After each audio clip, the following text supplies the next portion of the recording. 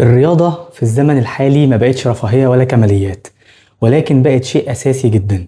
نمط حياتنا وشغلنا وقعدنا في المكاتب والعيادات لمدة 6-8 ساعات يوميا بيخليها وبيفرضها علينا كحاجة أساسية في حياتنا للحفاظ على صحتنا وعلى قلبنا.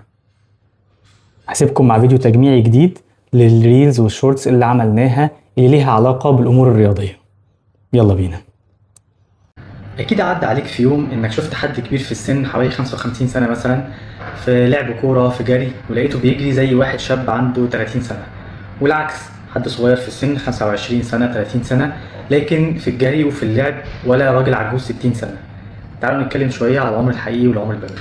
السلام عليكم. بنسأل بعض دايما سنك كام؟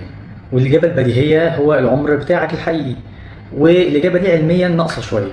العمر نوعين، العمر الحقيقي والعمر البيولوجي. العمر الزمني ده عبارة عن التاريخ اللي انت عشته على الارض وده مالكش تحكم فيه وغير قابل للتغيير.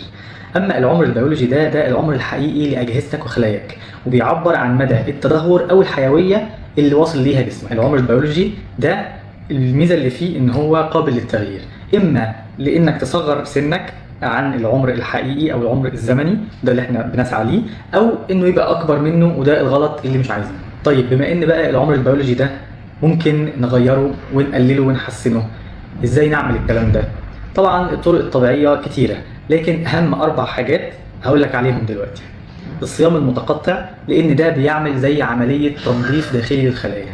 تاني حاجة الرياضة والتمارين عالية الكثافة عشان بتنشط الميتوكوندريا اللي هي مصانع الطاقة في الجسم. تالت حاجة النوم العميق لان ده وقت الصيانة والاصلاح بتاع جسمك والدي ان ايه.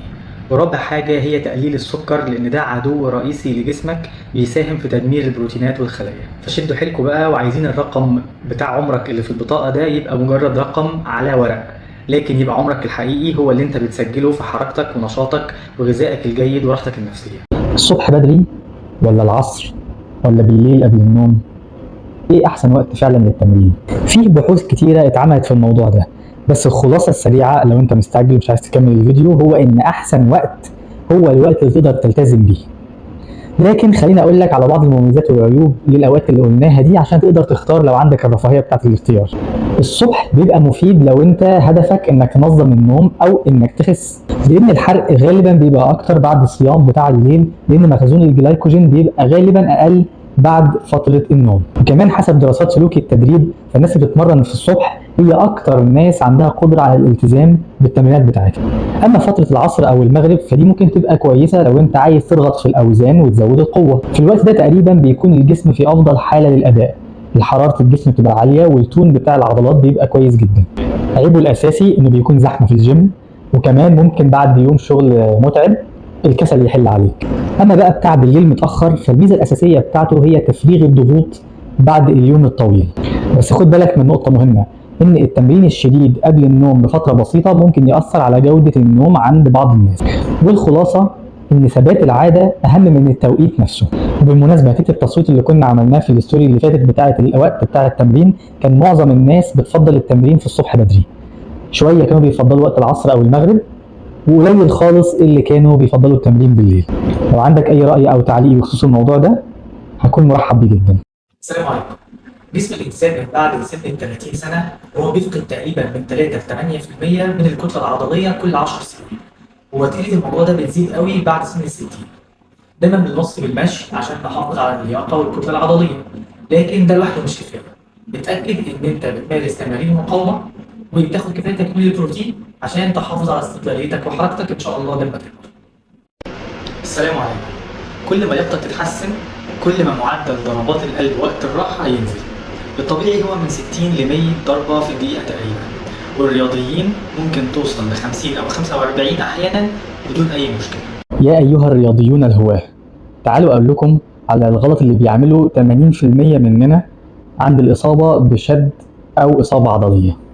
لو انت رياضي هاوي بتحب تروح تلعب حجز كورة بدل تنس، تروح الجيم او بتجري بصورة منتظمة، فانت معرض بصورة طبيعية ان انت يجيلك اصابة عضلية او على مستوى الاربطة او الاوتار. اكبر غلط بقى بيعمله معظم الناس انها بترجع تاني تتمرن او تروح تمارس الرياضة بتاعتها بمجرد الالم ما يخف بعد حدوث الاصابة دي. وده بيحصل لأن الألم بيخف أو بيروح قبل ما النسيج العضلي أو الوتر يكون فعلا تعافى بصورة كاملة. الدراسات بتقول إن ترميم الألياف العضلية ممكن يستمر لحد 3 أسابيع، وفي بعض الإصابات الكبيرة شوية ممكن حتى يوصل ل6 أسابيع. فخد بالك، انت لو رجعت بدري انت مش بس هتعيد نفس الإصابة، لا ده انت ساعتها ممكن تحولها لإصابة مزمنة أو يحصل تليف في الألياف، وساعتها الأداء عمره ما هيرجع زي الأول. طب الأصح إنك تعمل إيه؟ الأصح إنك ترجع الحمل بالتدريج مش دفعة واحدة، وكمان تشتغل على الريهاب اكسرسايزز أو تمارين التعافي المخصصة للعضلة أو الوتر ده. وكمان الأفضل إنك تستنى الكليرنس تماما من الطبيب أو من المعالج الطبيعي، وما تعتمدش على إحساسك بس إنك خلاص بقيت كويس. وما تنساش إن الفكرة إنك ترجع بطريقة صحيحة مش ترجع بسرعة. أنا عارف إن ساعات ارتباطنا بالرياضة أو حبنا لساعة الحجز اللي بنروح نلعبها بيخلينا متشوقين للعودة بسرعة، وهو ده الأساس اللي بينتج عنه الغلط ده. السلام عليكم. مش لازم تروح الجيم عشان تحمي قلبك. في دراسة اتعملت في جامعة كامبريدج اتنشرت في البريتش جورنال اوف سبورتس ميديسن بتقول ان المشي السريع 11 دقيقة يوميا كفيل بانه يقلل خطر الوفاة المبكرة والاصابة بامراض القلب بنسب معتبرة ممكن توصل ل 20%. صحتك تستاهل.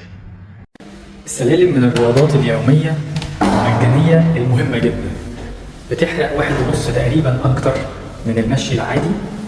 لو انت ما عندكش اي اسباب او موانع عضويه زي خشونه في الركبه او حاجه في القلب او الصدر، ما تنساش تستخدمها بدل من الاسانسير، هتفرق معاك كتير. الرياضه مجانيه، مش مستاهله مننا اي مشاكل ولا اي مصاريف.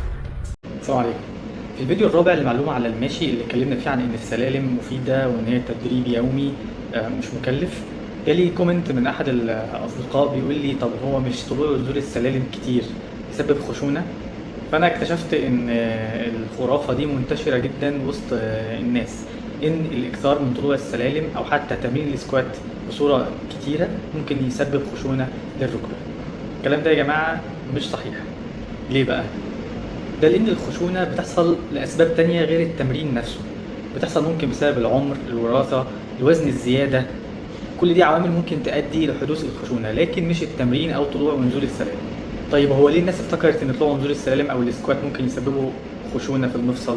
ده لان انت لو عندك اصابات او ضعف في العضلات، بجانب ان انت لو عندك بدايات خشونه، السلالم هتزودها، السكوات هيزود الالم، فانت تفتكر ان هي كانت السبب لده. وخليني كمان افاجئك واقول لك ان الدراسات بتقول عكس ده كمان، بتقول ان تقويه عضلات حوالين الركبه سواء بالسلالم بقى او بتمرين سكوات او اي حاجه تانية دي بتحمي المفصل على المدى الطويل. والخلاصة ان التمرين الصح مفيد للمفصل. المشكلة مش في السلالم، المشكلة في التكنيك الغلط او الضغط على المفصل زيادة عن اللزوم بالاوفر تريننج، هو ده اللي ممكن يعمل اوفر يوز انجري، وهي دي الخلاصة. ودلوقتي بعد ما خلصنا الفيديو، لو عجبكم يا ريت لايك وشير، ولو حد عنده اي كومنت او تعليق يسيبه وهنرد عليه ان شاء الله.